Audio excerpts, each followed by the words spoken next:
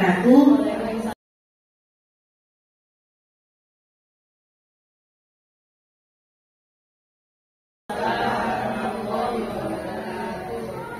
Bismillahirrahmanirrahim. Assalatu wassalamu ala asyrafil anbiya'i wal mursalin wa ala alihi wa sahbihi ajma'in. Amma ba'du. Kepada yang saya hormati Ibu Kepala Sekolah, Ibu Titinbus Minasi, yang saya hormati Bapak dan Ibu Guru SDN Dorong Beduk. Alhamdulillah, pada kesempatan kali ini kita dapat berkumpul bersama dalam keadaan sehat walafiat. Saya ucapkan sekali lagi terima kasih kepada Bapak dan Ibu sudah menyempatkan waktunya dapat mengikuti kegiatan diseminasi pemahaman dan pengalaman terkait budaya positif yang ada di sekolah kita.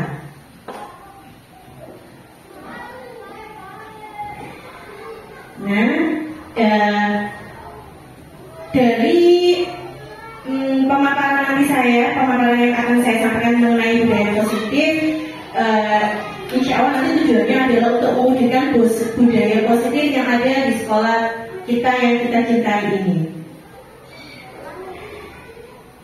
Nah, sebelum kita beralih ke budaya positif, mungkin barangkali Bapak Ibu Guru, apa sih yang ada di benak Bapak dan Ibu Guru mengenai budaya positif itu? Mungkin ada yang bisa memberikan pendapat begitu. Oke, Ibu. Untuk mungkin budaya positif adalah karakter positif yang harus dikembangkan kepada anak didik kita yang teramu dalam profil pelajar Pancasila, dan karakter itu sebagai budaya atau pembiasaan untuk anak-anak, sehingga anak-anak dengan karakter yang baik itu membudaya. Jadi merupakan suatu kebiasaan yang harus digaungkan di sekolah dan dilaksanakan melalui tindakan. Terima kasih. Terima kasih banyak Ibu atas pendapatnya. Boleh minta tepuk tangan ke teman-teman yang ini. Terima kasih banyak. Nanti kalau saya bilang SDN Dorong Beduk, mungkin bisa teman-teman jawab luar biasa. Itu bisa ya? Supaya kita lebih semangat lagi. SDN Dorong Beduk luar biasa. Sekali lagi ya, SDN Dorong Beduk luar biasa. Baiklah, kita akan coba untuk memasuki pemaparan terkait budaya positif. Konsep utama dari budaya positif tadi mungkin sejalan dengan pendapat dari Ibu Titin tadi ya, tentang kebiasaan yang ada di sekolahan itu bagaimana dan seperti apa.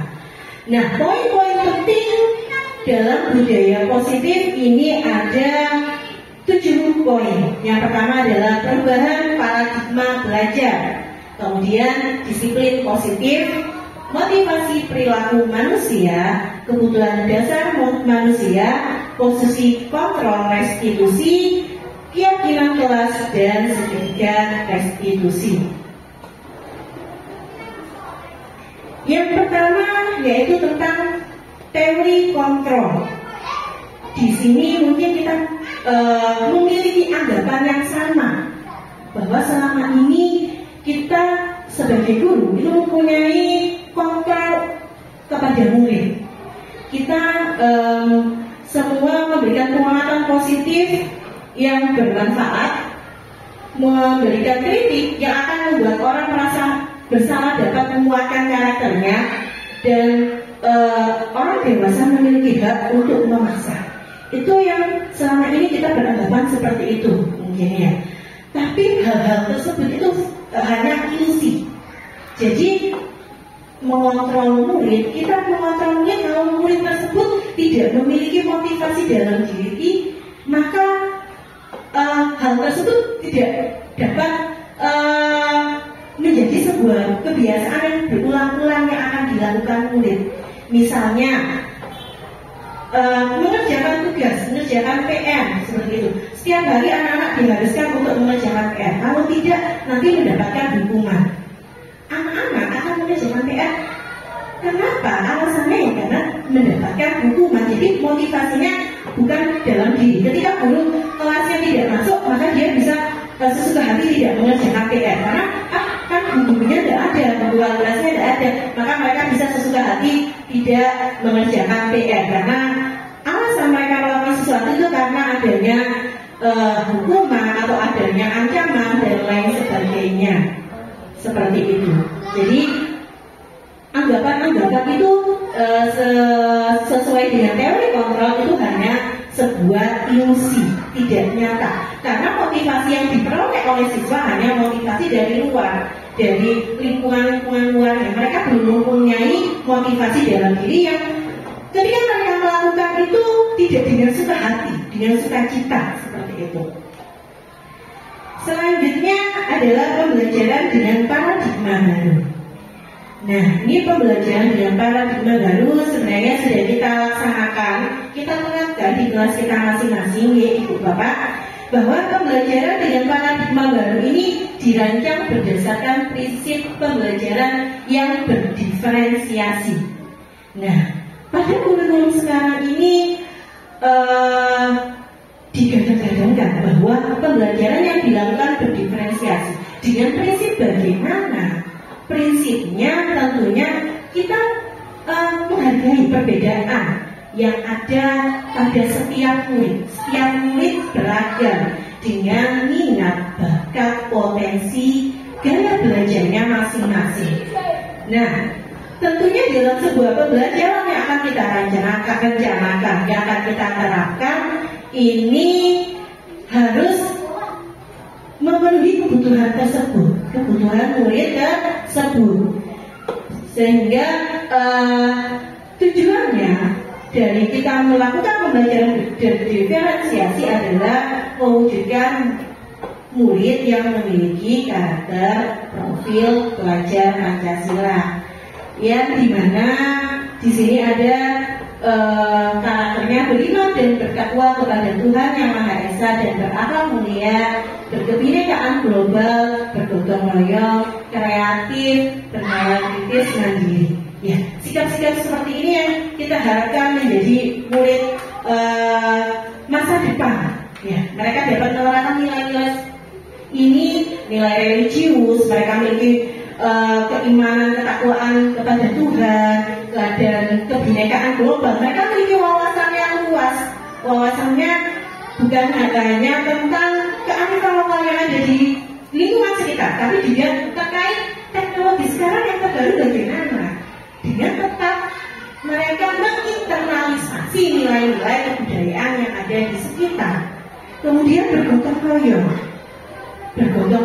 berkelompok, berkolaborasi. Ya, contoh sederhananya ketika piket itu mereka melaksanakan gotong royong, berkelompok dalam sebuah pembelajaran. Bagaimana mereka bisa saling menghargai antara satu sama lain. Kemudian kreatif ini tentunya guru mempunyai tugas untuk mendorong murid untuk berpikir kreatif, menciptakan hal-hal baru atau hal-hal yang sudah ada tapi dikembangkan lagi sehingga menjadi sesuatu hal yang menarik, seperti itu. Berpikir kritis, ini mereka menerima informasi bukan hanya sekedar menerima langsung dilaksanakan, tapi difilter, disaring dulu, begitu. Jadi kira-kira hal ini baik tidak kalau dilakukan, hal ini kalau dilakukan nanti dampaknya seperti apa, bagaimana, begitu. Mandiri ini tentunya ketika anak-anak melakukan tugas secara mandiri, mengerjakan ulangan, kemudian mandiri dalam mereka menentukan perilaku mana yang akan mereka lakukan. Mereka dapat berpikir gimana kira-kira baik seperti apa yang akan mereka lakukan. Jadi mereka tidak berpatokan pada orang lain, tidak ikut orang lain. Mereka berperilaku sesuai dengan apa yang menjadi keyakinan mereka sendiri, seperti itu. Dan tentunya keyakinan itu harus hal yang baik, begitu jadi.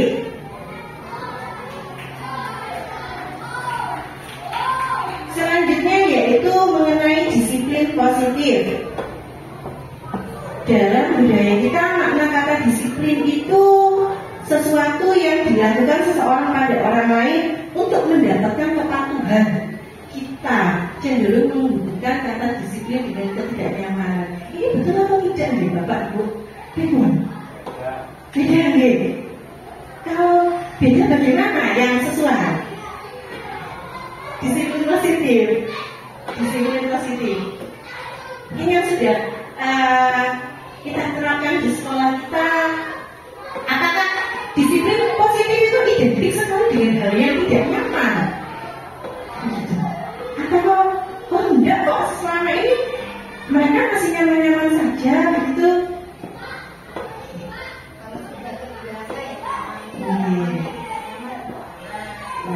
Terima kasih Ibu. Jadi awalnya mungkin merasa tidak nyaman, kalau sudah terbiasa menjadi nyaman. Kemudian sebagai pendidik, tujuan kita yaitu menciptakan murid yang merdeka. Syarat utamanya adalah disiplin diri, sehingga mereka berperilaku sesuai dengan nilai kebajikan yang memiliki motivasi intrinsik, yaitu motivasi yang ada yang muncul tumbuh dalam diri murid itu sendiri.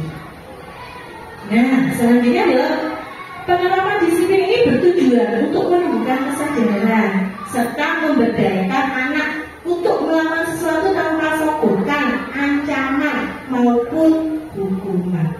Ternyata mungkin selama ini kita pernah mempraktekkan, menerapkan sogokan, memberikan reward. Siapa yang bisa mengerjakan ke depan nanti dapat coklat, dapat pensil, atau dapat hadiah snack-snack lain. Ternyata itu memiliki dampak yang negatif untuk murid, baik itu dampak yang jangka pendek maupun jangka waktu yang panjang. Apalagi reward saja memiliki dampak negatif, apalagi hukuman, ancaman itu juga memiliki dampak negatif. Kalau reward tadi kan anak-anak bisa mematikan kreativitasnya. Jadi mereka kalau sudah dapat reward ya sudah, mereka tidak akan melakukan sesuatu yang mengarah ke nilai-nilai profil pelajar Pancasila begitu. Kalau hukuman, ancaman itu nanti bisa mematikan karakter dari murid itu sendiri, atau bahkan murid itu akan menjadi hal tersebut menjadi traumatis buat murid. Jadi mereka akan terus mengingat-ingat, wah saya dulu pernah diberi hukuman sama bapak itu atau ibu itu seperti itu. Ya. Jadi hal tersebut memiliki dampak yang negatif.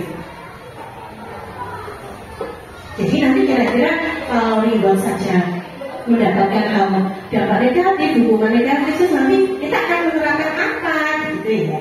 Nanti kita akan mempelajarinya di slide selanjutnya. Selanjutnya adalah pembelajaran dengan paradigma guru baru. Di sini ada stimulus respon dan teori kontrol. Stimulus respon ini mungkin sudah kita laksanakan pada pembelajaran yang sebelum-sebelumnya, yang dimana ada hal yang kita lakukan pasti ada responnya seperti itu. Dan teori yang terbaru adalah teori kontrol. Stimulus respon ini beranggapan bahwa kebutuhan setiap murid, setiap orang itu sama. Ya. Sementara teori kontrol adalah kebutuhan kita berbeda.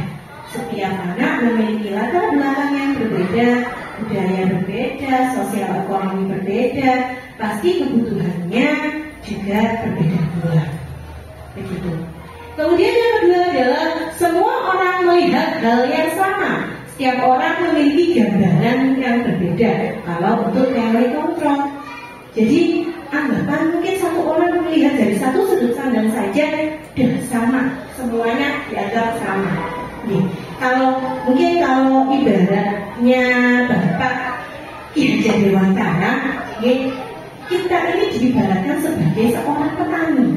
Petani yang menanam biji jagung, biji padi, yang dimana biji padi jagung ini tidak akan tumbuh sama semuanya menjadi padi, semua menjadi jagung, semua tidak seperti itu. Melainkan semua tumbuhan ini akan tumbuh sesuai dengan kodratnya masing-masing. Padi juga akan menjadi padi, jagung akan menjadi jagung. Tapi tugas kita apa ini? Tugas kita memfasilitasi, ya petani menyiapkan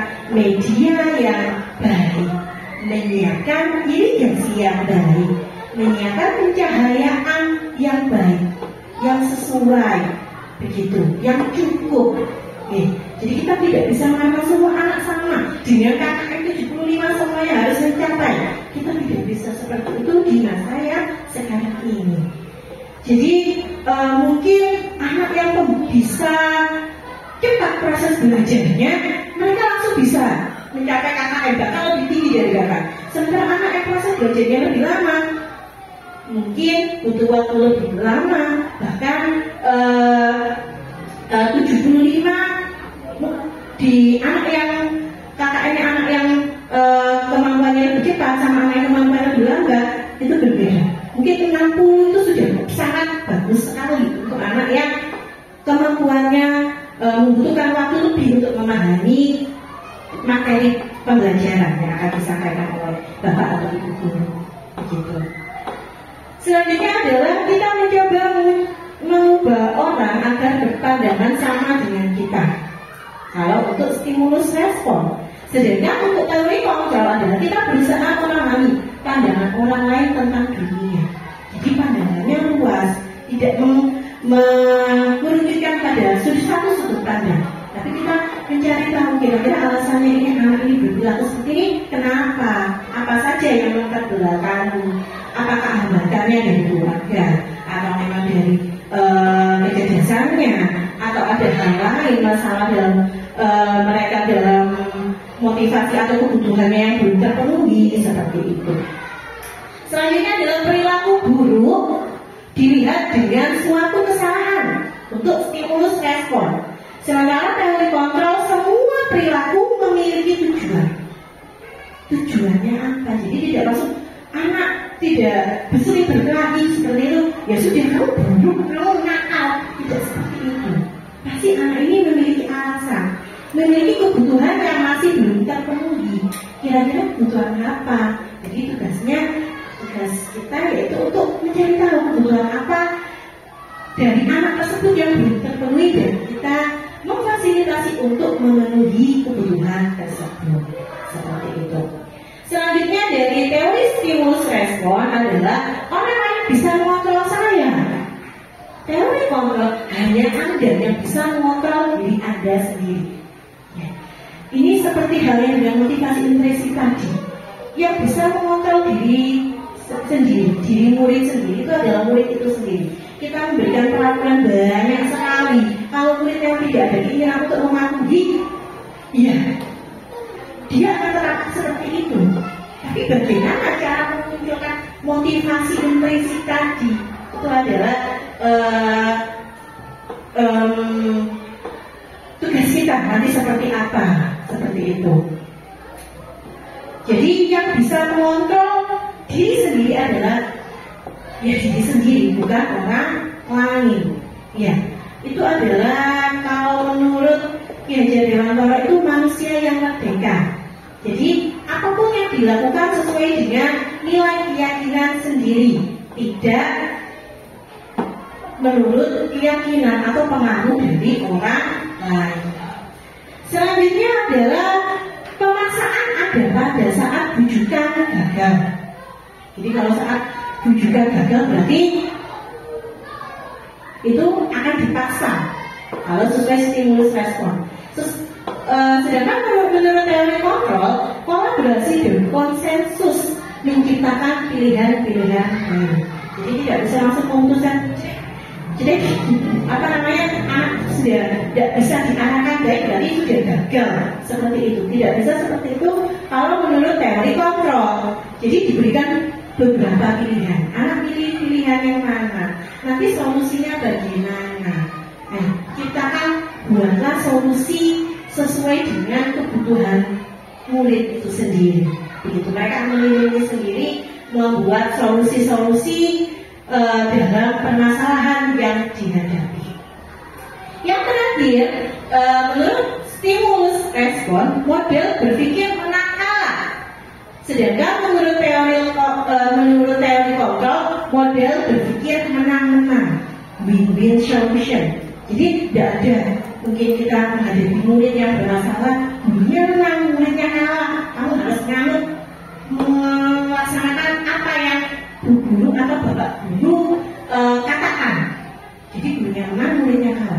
tidak bisa seperti itu Bapak Ibu. Jadi metode berpikir menang-menang ini dua-duanya mencapai menemukan solusi yang sama. Gurunya memfasilitasi solusinya, memberikan pilihan-pilihan. Kemudian muridnya memilih pilihan mana yang sesuai dengan kebutuhannya, sesuai dengan apa yang mereka inginkan, dan tentunya sesuai dengan nilai-nilai kebajikan, nilai-nilai universal yang ada di lingkungan sekitar. Nah, bila kita ingin membuat kemajuan secara perlahan, sedikit-sedikit ubahlah sikap atau perilaku. Namun, bila kita memperbaiki cara-cara utama kita, maka kita perlu mengubah kerangka acuan, mengubah bagaimana cara berpikir, paradigma, pemahaman, dan penjelasan terkait aspek-aspek realitas yang terjadi di lingkungan sekolah kita.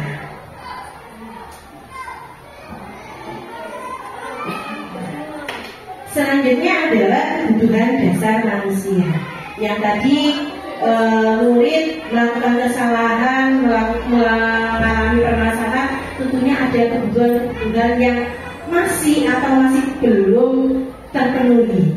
Di sini kebutuhan dasar manusia ada 5. Yang pertama, apa nih Bapak Ibu minta tolong dibacakan?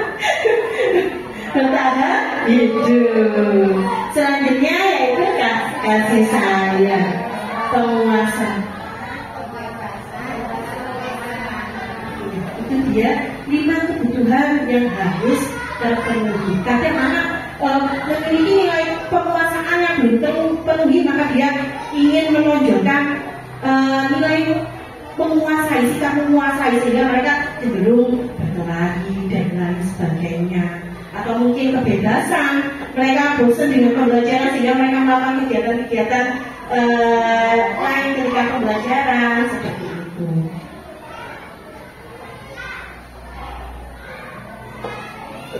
Selanjutnya yaitu motivasi perilaku manusia. Manusia itu memiliki 3 motivasi yang timbul, dorongan sehingga dia mau melakukan suatu hal, suatu kegiatan, suatu kebiasaan, suatu perbuatan seperti itu. Yang pertama, hindari tidak nyamanan dan hukuman. Murid melakukan disiplin diri karena takut dihukum. Mereka menggunakan mengerjakan PR berangkat tepat waktu karena dia takut untuk dihukum.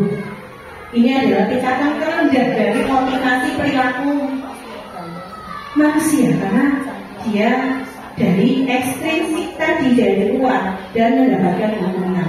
Kemudian yang kedua adalah mendapatkan imbalan atau penghargaan diri dari orang lain. Misalnya murid, wah rajin sekali pakaiannya rapi, maka setiap harinya mereka selalu berpakaian rapi, itu bagus sebenarnya. Tapi itu juga memiliki dampak negatif. Ketika sudah tidak dipuji, maka dia sudah pakai pakaian yang tidak rapi, atribut yang tidak lengkap seperti itu. Jadi murid melakukan disiplin diri karena menginginkan imbalan. Kalau tidak diberikan imbalan, mereka akan kembali ke kebiasaan sebelumnya. Selanjutnya yaitu yang ketiga, menghargai diri sendiri dengan nilai-nilai mereka percaya. Murid melakukan disiplin diri karena sadar akan nilai-nilai kebajikan yang ada dan mereka yakini. Begitu. Bagaimana Ibu, masih semangat Ibu Bapak? Terima kasih ya, saya lanjut ya. Selanjutnya adalah konsep disiplin dengan identitas gagal. Di sini ada 2, hukuman dan penghargaan. Ini adalah konsep disiplin yang gagal. Karena hukuman akibatnya menyakitkan, tidak nyaman. Murid akan takut, bersifat memaksa. Murid menyembunyikan kesalahan, jadi mereka berbohong untuk menutupi kesalahannya supaya tidak dapat hukuman. Kemudian murid menjadi rendah diri. Kalau untuk penghargaan, dampak negatifnya adalah tidak efektif, merusak hubungan. Kalau saya sudah tidak dapat penghargaan, saya tidak suka sama, saya tidak mau dekat sama ibu atau bapak guru itu lagi. Yang ketiga adalah mematikan kreativitas, menghukum dengan sistem ranking merampas hak untuk menghargai diri. Jadi mereka cenderung tidak menghargai dirinya kalau seandainya tidak diberikan sebuah penghargaan. Selanjutnya, di sini ada konsep disiplin tapi dengan identitas sukses. Yang pertama adalah konsekuensi, adalah penguatan jangka pendek. Dia akan bisa melakukan kebiasaan positif tapi jangkanya jangka pendek. Jadi tidak bisa sampai jangka waktu panjang. Kemudian kedua adalah perlu monitoring berkelanjutan. Tiga, ini masih bersifat stimulus respon. Keempat, murid mematuhi peraturan. Lima, waktu tersita untuk merenungi kesalahan. Jadi mereka merenungi, mencari tahu kesalahannya apa tanpa diberitahu solusinya ini bagaimana. Itu untuk konsekuensi. Sementara untuk restitusi ini murid bertanggung jawab akan perilaku yang sudah dilakukan. Fokus pada pemecahan jangka panjangnya. Kemudian murid menghormati dirinya dan orang lain. Nah, teori kontrol ini menggunakan dirinya sebagai kontrol. Mereka yang bisa mengontrol dirinya sendiri. Kelima, murid bersemangat memperbaiki kesalahan dengan mencari solusinya dan tidak akan mengulangi lagi. Mereka akan mengusahakan untuk tidak mengulangi kesalahan yang sudah mereka perbuat. Seperti itu. Selanjutnya, pendekatan restitusi. Jadi dari keempat budaya tadi, yang paling tepat diterangkan di era sekarang ini adalah segitiga restitusi ini. Karena apa? Kalau kita memberikan hukuman, nanti nama kita nanti terpajang di koran, terpajang di televisi kalau ada yang melaporkan. Tapi kalau untuk pendekatan restitusi ini lebih tidak menghakimi, tidak juga memberikan reward, tapi anak-anak bisa terfasilitasi dengan adanya solusi dari permasalahannya. Jadi restitusi ini adalah proses menciptakan kondisi bagi murid untuk memperbaiki kesalahan mereka, sehingga mereka bisa kembali ke kelompok mereka dengan pribadi yang lebih kuat lagi. Kemudian ciri-ciri dari restitusi ini bukannya untuk menebus kesalahan. Kamu melakukan kesalahan ini, maka kamu akan mendapatkan hukuman ini. Tidak seperti itu. Tapi memperbaiki hubungan, memberikan tawaran, bukan paksaan, pilihan beberapa solusi, menuntut untuk melihat ke dalam dirinya, berefleksi diri. Kelima, mencari kebutuhan dasar yang mendasari tindakan. Kira-kira yang mereka lakukan, permasalahan yang sudah mereka perbuat, itu atas dasar kebutuhan dasar apa yang belum terpenuhi. Begitu. Terus fokus pada karakter, bukan tindakan. Ada perbedaan dan karakternya. Menguatkan dan fokus pada solusi. Jadi bukan fokus pada permasalahan, tapi solusinya. Selanjutnya adalah perbedaan hukuman, konsekuensi, dan restitusi. Ini hampir sama dengan slide-slide sebelumnya, bahwa guru kalau hukuman ini guru menghukum berdiri di depan kelas, ini berupa fisik. Guru marah, murid pun menjadi takut. Ini kalau hukuman. Jadi hukuman itu bersifat satu arah dan cenderung ke arah fisik, mencubit, menjerel, menggepuk gitu ya, termasuk hukuman. Sementara konsekuensi ini, guru memberikan konsekuensi PR pada jam istirahat. Jadi karena tidak mengerjakan PR, tetap mengerjakan tapi di waktu istirahat. Sebagai konsekuensi gantinya tidak mengerjakan di rumah. Nah, ini guru tegas dan siswa menghormati. Sementara untuk restitusi, guru menanyakan keyakinan kelas atau menanyakan diri dan membantu siswa menyelesaikannya. guru terbuka dan siswa menghormati dirinya dan orang lain. Ini penting sekali, mereka juga dapat menghormati dirinya sendiri. Dia menghormati dirinya sendiri, dia tahu tentang potensi yang ada dalam dirinya sendiri, kebutuhan dasar yang ada dalam dirinya, lalu dia menghormati orang lain dan menerapkan nilai-nilai kebajikan. 5. Posisi kontrol. Pembuku, pembuat merasa bersalah, teman, pemantau, dan manajer. Nah, Bapak Ibu guru, teman-teman ya, mungkin selama ini posisi kontrol apa yang sudah diterapkan kepada murid-murid, kepada anak-anak yang ada di kelas? Mungkin ada yang bisa memberikan tanggapan posisi kontrol apa? Memberikan hukuman sebagai pembuka, pembuat merasa bersalah, teman, pemantau, hanya dipantau saja. Oh, kamu kemarin terlambat. Oh, kamu kemarin tidak pakai atribut. Oh, sekarang tidak pakai atribut lagi. Sudah, ibaratnya sebatas itu kalau pemantau. Manajer, kalau manajer ini mereka posisi ini membantu, memfasilitasi murid untuk mencari tahu nilai kebajikan apa yang tidak diterapkan, kemudian juga menstabilkan identitas bahwa bukan kamu saja kok yang melakukan kesalahan, setiap manusia itu juga melakukan kesalahan, begitu pula dengan bapak dan ibu. Jadi distabilkan dulu identitasnya, kemudian mereka dibantu untuk bertanggung jawab akan permasalahan yang dihadapi, kemudian mencari solusinya. Itu sebagai posisi kontrol sebagai manajer. Begitu. Oke, Ibu. Lima posisi kontrol ini yang paling bagus ya. Kalau misalnya siswa dibawakan sebagai teman kita, maka guru pasti mengadakan siswa. Mengadakan ke siswa. Jadi siswa diibaratkan sebagai teman. Jadi ada kedekatan, misalnya siswa ada kesulitan apa dari siswa dengan teman, maka guru akan mengadakan pendekatan yang baik. Kemudian manajer tadi juga baik, juga pemantau, juga dari jauh mungkin itu ya. Terus yang kedua mendukung dan membuat rasa bersalah. Nah, ini yang segi 5 ini, maksudnya yang mana yang positif, mana yang negatif, yang perlu kita hindarkan dan perlu kita lanjutkan. Terima kasih. Untuk teman ini memang baik, kita memang perlu menjadi teman untuk murid kita. Tapi terkadang karena kepada temannya mereka tidak memiliki batasan.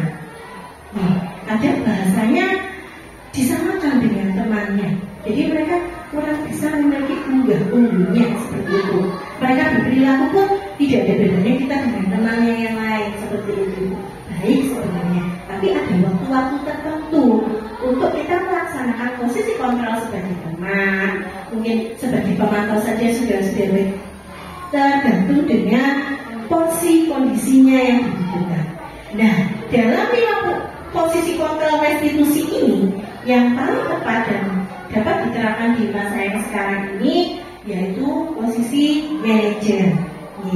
Jadi mereka dapat menstabilkan identitas murid, kemudian dapat memfasilitasi kesalahan yang sudah dilakukan, kemudian dapat menanyakan keyakinannya, mencari solusinya, seperti itu. Baik, ini saya lanjut nih.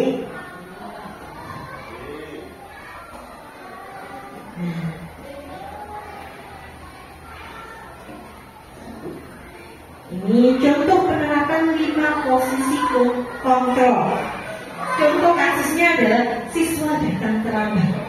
Kalau guru sebagai posisi kontrol pembuku, maka dia akan berkata, kamu selalu terlambat, selalu kamu yang terakhir, seperti itu. Pasti murid langsung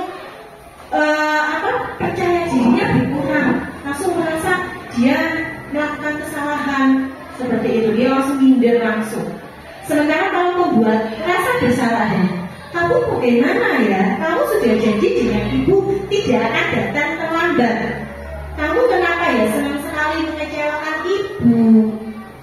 Ini langsung timbullah rasa bersalah pada diri murid. Teman, Ya sudah, kali ini tidak apa-apa, sudah sana duduk.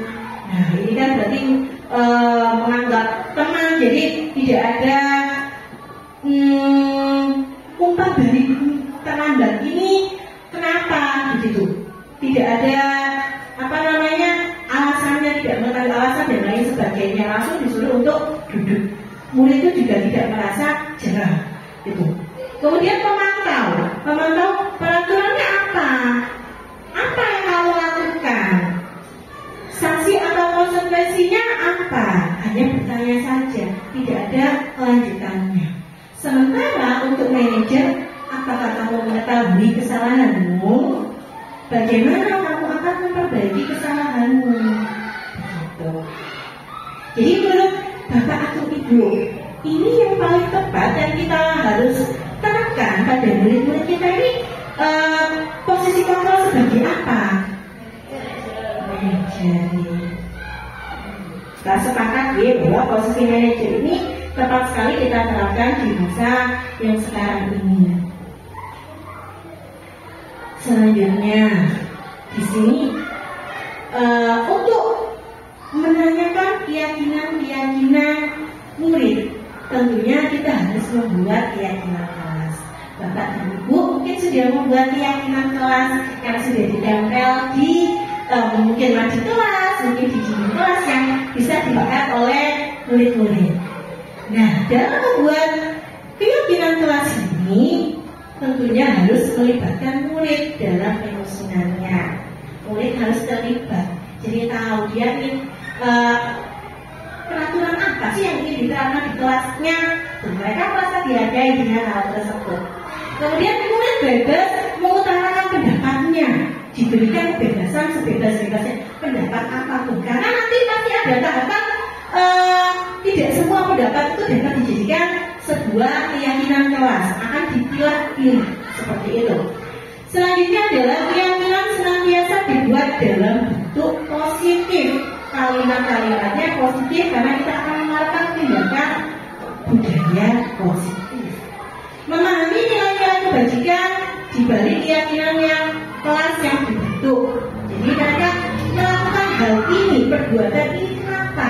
Nilai kebajikan apa yang mereka lakukan? Yang akan mereka terapkan? Latar belakangnya apa sih? Mereka sudah menerapkan apa? Begitu. Kemudian yang kelima adalah menunjukkan motivasi dalam diri, sehingga murid dapat menjalankan dengan senang hati. Karena bisa mengontrol diri kita, dirinya murid ya, murid itu sendiri. Kemudian yang mengontrol diri kita dan diri kita sendiri, kita tidak bisa mengontrol orang lain. Maka perlu sekali motivasi dalam diri, sehingga murid dapat konsisten untuk melakukan budaya positif. Tentunya budaya positif ini sebagai guru kita juga harus menjadi teladan juga, menjadi teladan yang baik. Selanjutnya adalah prosedur pembuatan keyakinan kelas. Yang pertama adalah mempersilakan murid untuk bercurah pendapat tentang peraturan yang perlu disepakati di kelas. Jadi kalau kemarin di kelas saya itu setiap murid saya berikan sticky note satu persatu. Kemudian mereka dapat mencurahkan pendapatnya, menuliskan apa peraturan kelas, apa yang ingin mereka lakukan, terapkan di kelas. Mereka tuliskan dalam sticky note tersebut dan ditempel di papan tulis yang sudah disiapkan. Kemudian mencatat semua masukan-masukan. Tadi mereka sudah mencatat sendiri dan menempelkan langsung di papan tulis sehingga dapat dilihat oleh teman-teman yang lainnya. Jadi mereka saling bisa melihat kira-kira pendapat teman satu sama teman lainnya ada yang sama tidak, begitu. Kemudian selanjutnya adalah susunan keyakinan kelas, ganti kata negatif menjadi positif. Misalnya jangan berlari di kelas, diganti dengan kalimat positif, berjalanlah di kelas. Jangan membuang sampah di selokan, buanglah sampah di tempat sampah. Jadi kalimat-kalimatnya diubah ke dalam bentuk kalimat positif. Selanjutnya setelah diubah kemudian ditinjau kembali dalam pendapatnya, yang mana yang sesuai dengan kebutuhan kelas dan mana yang belum sesuai. Dan setelah ditinjau, mereka akan membuat keyakinan kelas dengan disetujui oleh seluruh warga kelasnya, murid dengan guru, dengan memberikan atau membutuhkan tanda tangannya di keyakinan kelas. Dan terakhir yaitu ditempelkan di dinding atau di mading kelas, sehingga mereka dapat mengetahui, mengingat kira-kira kalau mereka mempunyai sebuah keyakinan kelas yang harus dilaksanakan. Jikalau mereka melakukan nanti suatu permasalahan, mereka diingatkan kembali dengan keyakinan kelas yang sudah mereka sepakati atau mereka buat. Ini kemarin saya yang membuat keyakinan kelas, di mana dokumentasinya ada beberapa yang saya masukkan ke dalam slide. Di sini ada diskusi tentang peraturan kelas, ada menempelkan peraturan kelas sesuai dengan pendapat murid, kemudian merubah peraturan kelas menjadi kalimat yang positif. Kemudian ini diskusi melengkapi tabel Y dan T. Tabel Y dan T itu apa saja yang terlihat, apa saja yang tampak, apa saja yang tidak tampak. Misalnya yang tampak, siswa membuang sampah di tempatnya.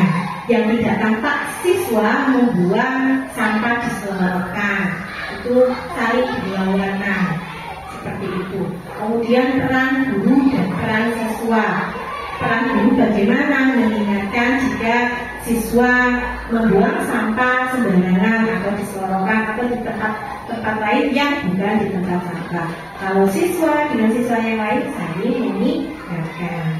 Kemudian menempelkan tabel Y dan tabel T serta peran guru dan murid, dan menyepakati dan menempelkan keyakinan kelas di mading kelas seperti ini. Perwakilan ketua kelasnya menempelkan di mading kelas. Nah, kita tadi sudah menyepakati bahwa posisi kontrol yang baik yang bisa diterapkan adalah sebagai manajer. Nah, dalam menerapkan memposisikan diri sebagai manajer, ada pendekatan yang harus kita lakukan, yaitu dengan pendekatan segitiga restitusi seperti ini. Apa saja tahapan dari segitiga restitusi ini? Yaitu menstabilkan identitas, bahwa kita semua akan melakukan hal yang terbaik yang bisa kita lakukan. Kemudian selain hal terbaik yang bisa kita lakukan, bahwa setiap anak juga pernah atau pasti melakukan kesalahan. Jadi bukan murid saja yang melakukan kesalahan, bukan murid A saja yang melakukan kesalahan, tapi murid-murid lain melakukan kesalahan. Jadi dari situ mereka akan stabil kembali. Oh iya, jadi mereka tidak langsung merasa terpojokkan seperti itu. Kemudian selanjutnya langkah kedua adalah validasi tindakan yang salah. Alasan apa? Alasan yang memperbelakangi murid tersebut melakukan sebuah kesalahan tadi. Alasannya apa? Kebutuhan dasar apa yang belum terpenuhi? Begitu. Misalnya penguasaan, mereka ingin berkuasa di kelas, bisa dijadikan siswa tersebut ketua kelompok dalam sebuah kelompok kecil. Atau kebebasan, kita bisa menyediakan model media pembelajaran yang mereka bisa bebas mengeksplor dirinya, potensinya, seperti itu. Kemudian yang ketiga adalah menanyakan keyakinan. Kita semua memiliki motivasi internal. Ini terkait dengan keyakinan kelas yang sudah dibuat. Nanti mereka akan ditanyakan terkait keyakinan kelas apa yang sudah dilanggar. Ini kita sudah bentuk keyakinan kelas ini bersama-sama. Kira-kira hal apa yang akan dilakukan untuk tetap konsisten melakukan atau menerapkan keyakinan kelas yang sudah kita sepakati, yaitu nilai-nilai kebajikan, nilai-nilai universal seperti bertanggung jawab, gotong royong, kolaborasi, kebersihan, religius, dan sebagainya. Berikut adalah contoh restitusi yang sudah saya terapkan di kelas. Ini saya tayangkan videonya.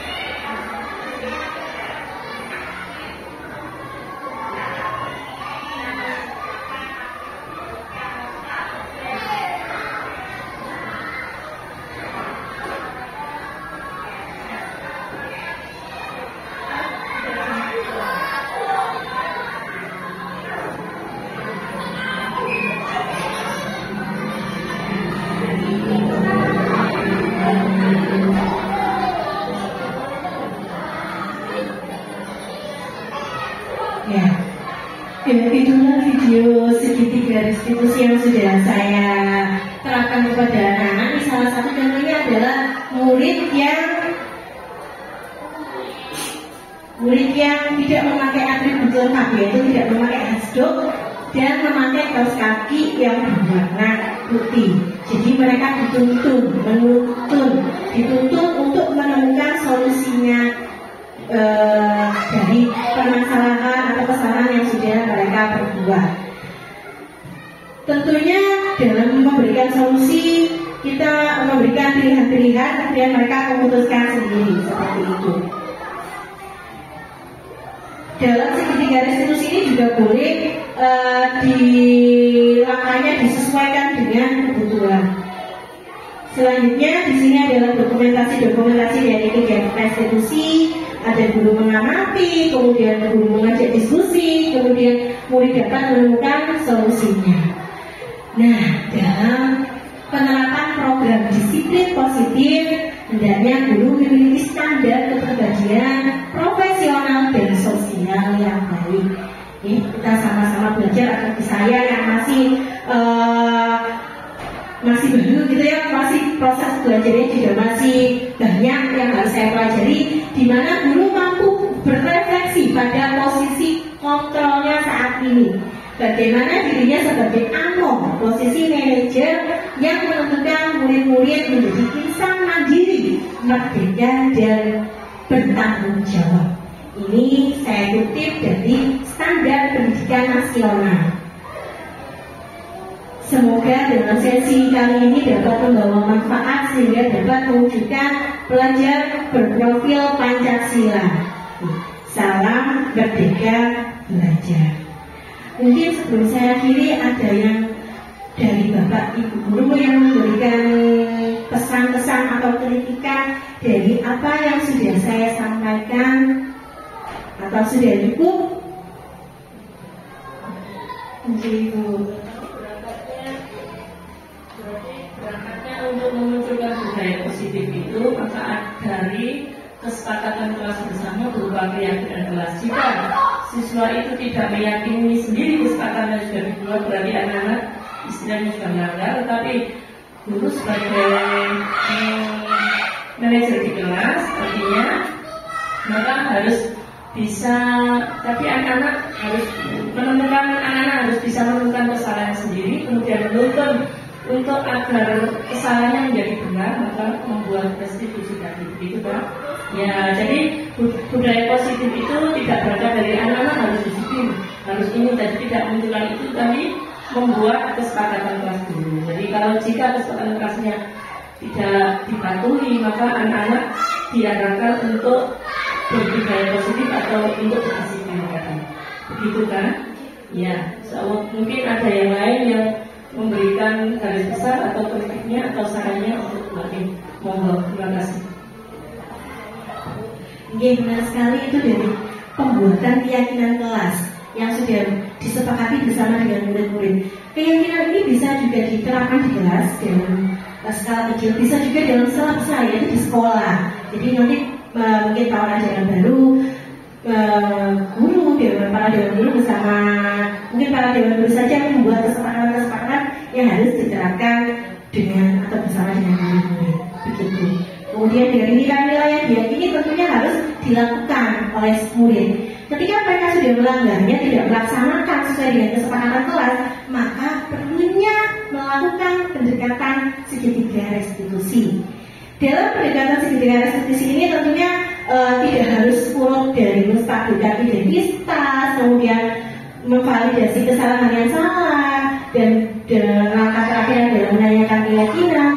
Tidak harus puruk seperti itu, tapi bisa disesuaikan dengan kebutuhan yang dilakukan oleh murid, seperti itu Ibu.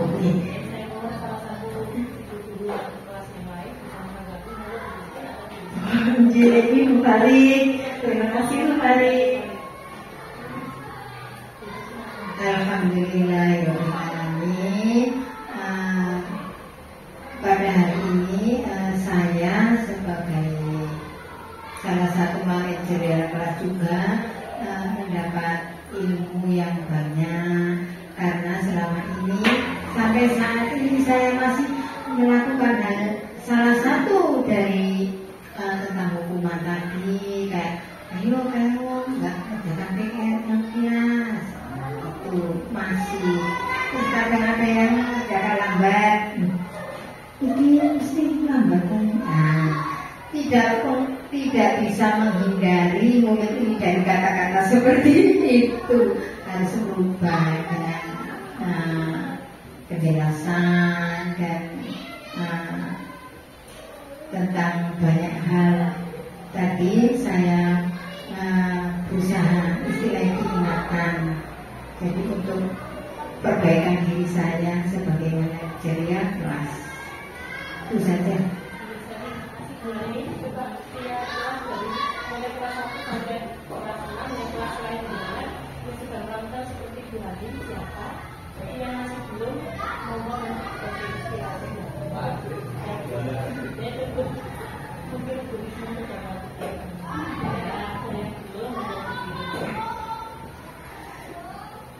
Terima kasih untuk waktunya. Mungkin saya minta pendapatnya bulan saja.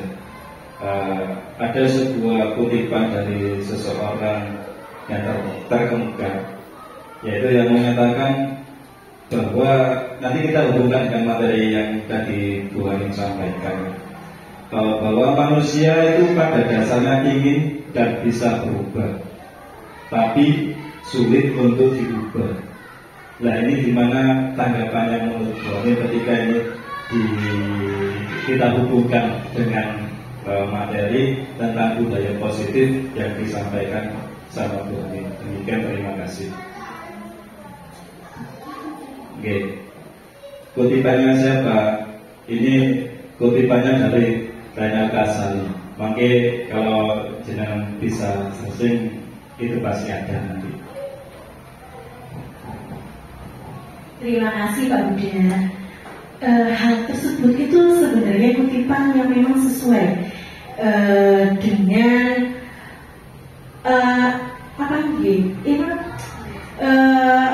yang dialami oleh kebanyakan orang, terutama juga dengan saya. Saya juga dalam melakukan budaya positif ini juga pasti sulit sekali, susah sekali. Dalam mengawalinya pun juga, ya butuh niat gitu memang. Ya, tapi bagaimana cara kita kalau kita tidak mau mulai, tidak akan bisa gitu. Pastinya yang akan dilakukan yang pertama kali adalah memunculkan motivasi dalam diri kita tadi Pak. Bagaimana kita meyakini nilai-nilai kebajikan itu ada, nilai-nilai yang universal itu ada, dan imbas dalam jangka pendek, jangka panjangnya itu tentunya juga ada. Jadi motivasi dalam atau motivasi intrinsik itu yang mendasari itu kalau menurut saya harus muncul dulu, harus tumbuh dulu, baru nanti kita bisa menjalankan seiring dengan berjalannya waktu, meskipun tidak langsung bisa sukses, tidak, tentunya malah dengan perlahan-lahan dengan adanya sedikit demi sedikit progres pastinya bisa, insya Allah seperti itu Pak Uda. Nah, jadi dulu kembali lagi guru adalah sebagai teladan, pendorong dan inspirasi siswa. Insya Allah kalau gurunya menjadi teladan yang baik, insya Allah sedikit demi sedikit anak-anak yang kurang baik menjadi baik. Terima kasih banyak. Menambah sedikit saja hal yang harus kalau kita sebagai pendidik, kita sebagai fasilitator untuk murid-murid, tentunya kita sejalan dengan kata ibu tadi memberikan teladan yang baik, teladan yang konsisten dari waktu ke waktu, dan tentunya ada peraturan atau keyakinan yang kita yakini bersama-sama seperti itu. Apa ada tambahan? Apa Kalau bisa saya tadi juga ini kelas-kelas yang lain kalau bisa terinspirasi gitu. Kalau yang sudah tinggal melanjutkan dan mengokohkan. Seperti misalnya kelasnya tulisnya saya lihat sudah ada kesempatan dengan mungkin yang masih belum. Kalau kelas kecil lagi ya. Tidak apa-apa. Meskipun kelas kecil dilaksanakan itu sederhana. Yang menular ilmunya. Oke, kalau keyakinan dasar tidak harus banyak, sedikit saja, biasanya maksimal ada 7, 8 atau 5 itu boleh. Yang penting itu dilakukan secara konsisten seperti itu. Baiklah Bapak Ibu, terima kasih banyak sudah meluangkan waktunya. Mohon maaf kalau saya mengganggu, kita sama-sama belajar ya. Saya bukan berarti saya tahu ini terus kemudian saya sok pimpinkan, bukan ya. Ini saling sharing saja. Mungkin Ibu Bapak juga sudah tahu tentang ini. Saya hanya mengingatkan kembali mungkin. Dan untuk memenuhi tugas saya, aksi nyata di modul 1.4 begitu. Terima kasih atas waktunya, mohon maaf sudah mengganggu. Dan yang terakhir, izinkan saya berpantun.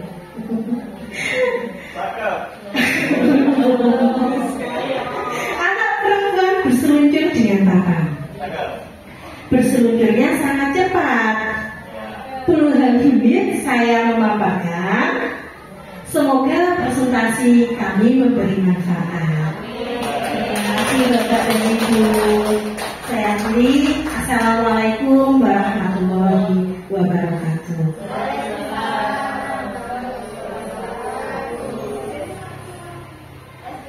SDM betul. SDM betul. Terima kasih. Mohon maaf jika ada salah kata perbuatan dari saya.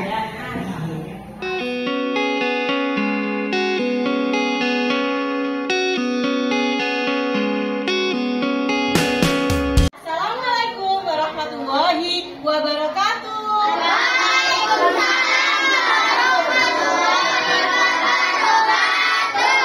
Selamat pagi anak-anakku semuanya. Apa kabar hari ini?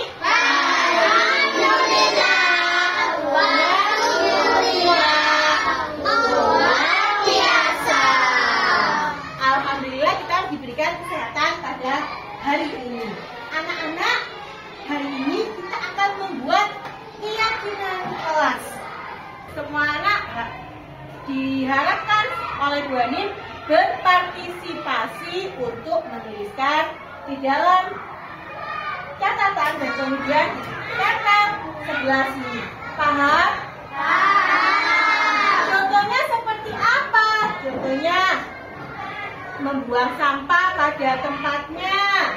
Kemudian angkat tangan ketika berbicara, memakai atribut yang lengkap dan lain sebagainya.